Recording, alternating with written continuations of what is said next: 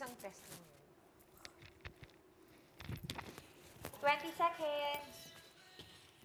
Go, Fia. Control, I can hear you. Di lang ako nagsasalita kasi rinig sa kabila.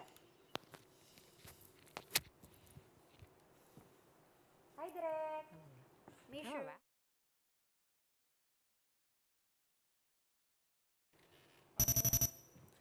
The no vaccine, no ride policy in Metro Manila has gotten a major upgrade. Government agencies are now giving unvaccinated and partially vaccinated workers 1 month to complete their doses if they want to continue riding public transpo in the NCR. A media company linked to business tycoon Manny Villar has been granted the frequencies previously assigned to ABS-CBN.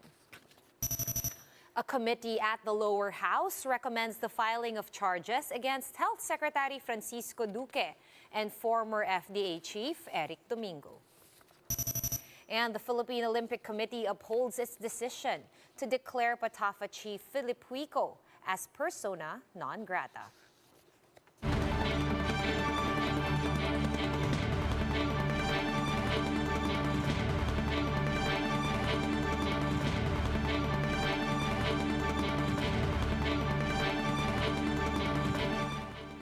Fast, focused, and fearless. Here's a roundup of stories we're watching now. I'm Sean Yao. Unvaccinated and partially vaccinated workers will no longer be exempted from the no vaccination, no ride policy 1 month from today. Transportation Undersecretary Artemio Tuazon told One Balita Pilipinas that workers will be given 30 days to complete their COVID-19 vaccine doses if they want to access public transportation.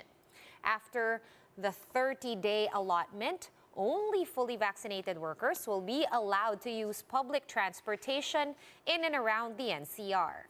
Tuazon clarified that the new policy only covers workers, meaning other exemptions still apply. Yun pati po yung ating exemption dati ng DO po na patungkol po naman sa ating mga kababayan na hindi po pwedeng tumanggap ng bakuna for medical purposes, ay tuloy pa po rin yung exemption na yon. Yun din po sa ating mga kababayan lumalabas po to access essential goods and services. The Labor Department is again urging employers to provide shuttle services for their employees who will be affected by the stricter implementation of the no vaccine, no ride policy next month. Government agencies agreed to restrict public transportation in Metro Manila to fully vaccinated riders 30 days from today. Labor Undersecretary Benjo Benavides says businesses can extend shuttle services to their workers in order to help them report for duty regardless of their vaccination status.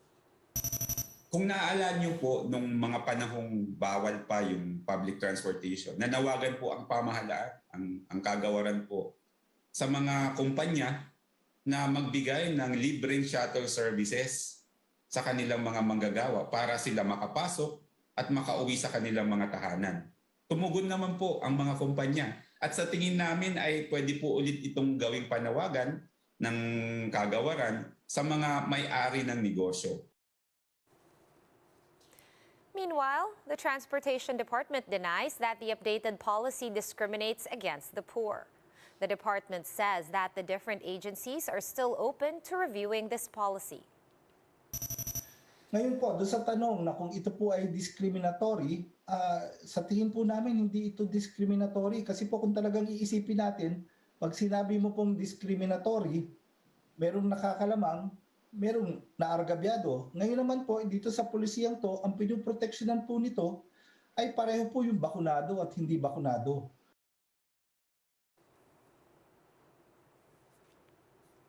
The government is all set to roll out vaccines for ages 5 to 11 years old next week, but some doctors are still not in favor of this move. JC Cosico tells us more. Laika Besina's youngest daughter, Miel, is 7 years old and the only one in the family who has not been vaccinated yet. That's why Laika is looking forward to the vaccination rollout for kids aged 5 to 11 on February 4. Siyempre, bata to mahirap at mga mahihina pa ang mga resistensya. kailangan nila ng dagdag proteksyon para sa sarili nila. Pfizer shots will be used as well, but with a smaller dosage of 10 micrograms. The dosage used for 12 years old and up is at 30 micrograms. Kids will also be observed for side effects for 3 weeks between the first and second shots. Health authorities say kids, especially those with comorbidities, should get jabbed. Children with generic and neurologic conditions, renal disorders, and other comorbidities may receive COVID-19 shots. Para po sa mga kabataang may karamdaman or comorbidities, mas mataas ng 1.8 na times ang risk na sila ay tamaan ng malubhang COVID-19 na maaring mga ilangan ng intensive care. However, some parents like Carice are still undecided on having her kid inoculated, citing the possible side effects. Kasi si Mami, nung nagpa-vaccine, siya, talaga, nanlambot, matagal siya bago nakarecover dun sa vaccine. Some doctors are also against this move. You're also seeing some complications related to the vaccine. The risk, or the benefit has gone down, but the risk is seemingly going up with time. So therefore, hindi na talaga rational. This claim, though, is being refuted by Pfizer's pediatric clinical trials in other countries. Those with myocarditis or the inflammation of the heart muscle are, quote, very rare. Naitag says the common adverse reactions are pain in the injection site. Hindi naman yan basta-basta, nandyan lang nang walang nararamdaman ng bata. So, magre-reklamo yan, masakit ang dibdib niya, parang ang bilis ng tibok ng puso niya, or mabilis siyang mahapo. So, yung mga ganung sintomas, hindi naman natin ipapagsawalang bahala yon. So, kakailanganin natin magpatingin sa doktor. Experts reiterate that all vaccines have an expected side effect, but it doesn't mean that it's ineffective and unsafe. They also assured the shots underwent a rigorous process before being rolled out for the younger age group. Around 15.5 million kids are expected to receive COVID-19 shots from the 5 to 11 age group. Latest data show that over 7.2 million adolescents or those in the 12 to 17 age group have been fully vaccinated against COVID-19. But a booster shot for the age group is still far-fetched. For News 5, JC Cosico, We Are One News.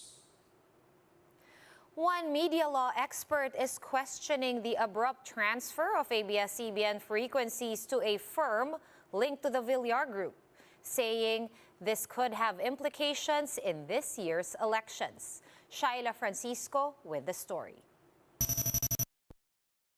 Billionaire Manny Villar will now take over two frequencies formerly assigned to ABS-CBN. This came after the National Telecommunications Commission granted Advanced Media Broadcasting System, or AMBS, permits to use channels 2 and 16. In 2019, Congress passed a bill extending the franchise of AMBS, which has an FM station back then, for 25 years. The following year, the NTC recalled the frequencies of ABS-CBN after Congress denied its franchise renewal bid. And just last year, House lawmakers approved the sale and transfer of control of AMBS to Planet Cable, which is owned by Villar. A media law expert questioned the sudden transfer of frequencies. Para siyang isang midnight appointment na malapit nang matapos yung administration, bigla lang magbibigay siya ng ano-anong frequencies at kung ano-anong pabor sa kanyang mga kaalyado. She also warned of its implications in the upcoming elections. Maaaring gamitin ito sa halalan sa eleksyon at maaaring gamitin para pagkakitaan dahil maraming gustong mangampanya. Alam naman nating lahat na kandidato yun pong anak ni Manny Villar para sa Senado. Tiyak na magagamit yung Free TV Channel 2. Aside from Channel 2 and 16, Channel 23 has been assigned to Aliw Broadcasting Corporation and Channel 43 to Suarezug Media Corporation. Suarezug is also known as Sunshine Media Network, which is the broadcasting arm of Pastor Apollo Kibuloy's Kingdom of Jesus Christ.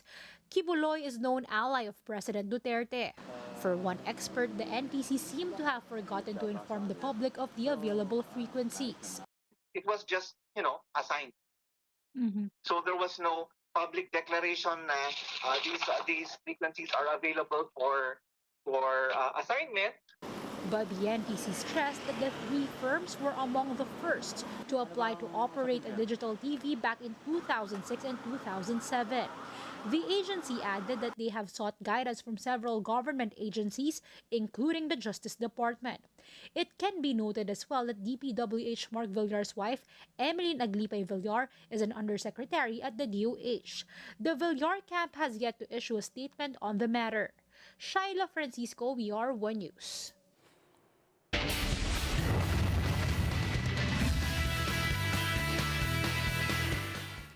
The Philippine Olympic Committee has officially declared PATAFA Chief Philip L. Lahuico as persona non grata.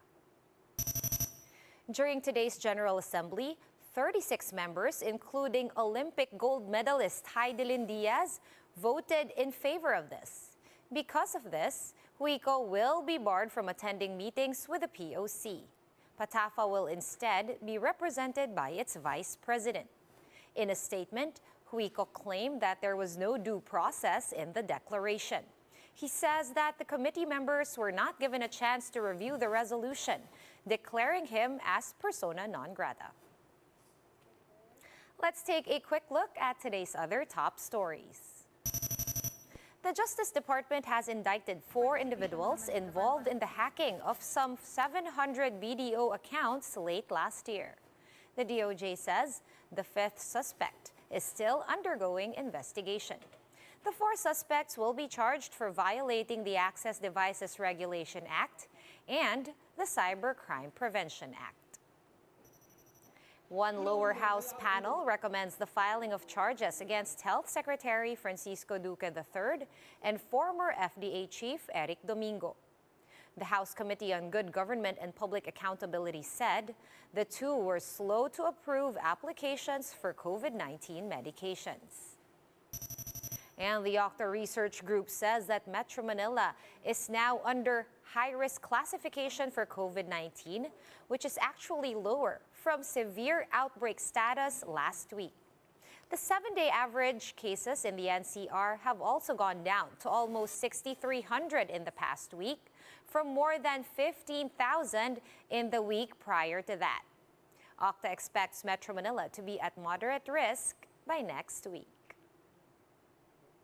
For more updates, visit News 5, The Philippine Star, and Business World online. Visit our website, onenews.ph, for more in-depth analysis. You can also catch One News on the Signal Play app. Register for a free account at www.signalplay.com and stream One News live anytime, anywhere. Masks on, wash hands, and stay safe, Philippines. I am Sean Yao. We are One News.